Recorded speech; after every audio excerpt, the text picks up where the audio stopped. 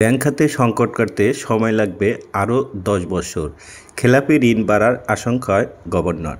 Bangladesh banking খাত এখনও গভীর সংকটের মধ্যে দিয়ে যাচ্ছে, আর এই সংকট কাটতে সময় লাগবে আরও দীর্ঘ ১০ বছর। এমনটাই জানালেন Bangladesh bank governor doctor Ahsan H Mansur.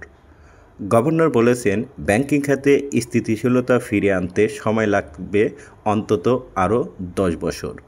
তিনি আরও আশঙ্কা প্রকাশ করেছেন যে আগামী দিনে খেলাপি ঋণের সংখ্যা বাড়তেও পারে, কারণ ব্যাংকিং খাতগুলো আর্থিক ভিত্তি এখনও দুর্বল।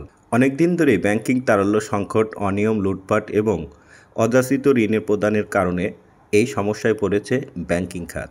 ঋণ আদায় কম হওয়া, সঠিক মনিটরিং না থাকা এবং সরকারি বেসরকারি অনেক ব্যাংকের পরিচালনায় বিশৃঙ্খলা, এসব কারণেই খেলাপি ঋণের পরিমাণ টানা পড়েছে।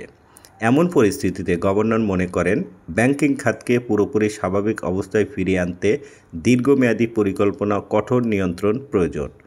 বাংলাদেশ অর্থনীতির জন্য শক্তিশালী ব্যাংকিং ব্যবস্থা অত্যন্ত জরুরি। এখন দেখা যাক আগামী দিনে এই খাত কতটা উন্নতি করতে পারে। ব্যাংকিং সংকট বিষয়ে আপনার মতামত জানানোর জন্য অবশ্যই রিকোয়েস্ট থাকলো, ভিডিওটি ভালো লাগলে লাইক, কমেন্টস এবং সাবস্ক্রাইব করে চ্যানেলের সঙ্গে থাকার অনুরোধ থাকলো। সবাইকে ধন্যবাদ।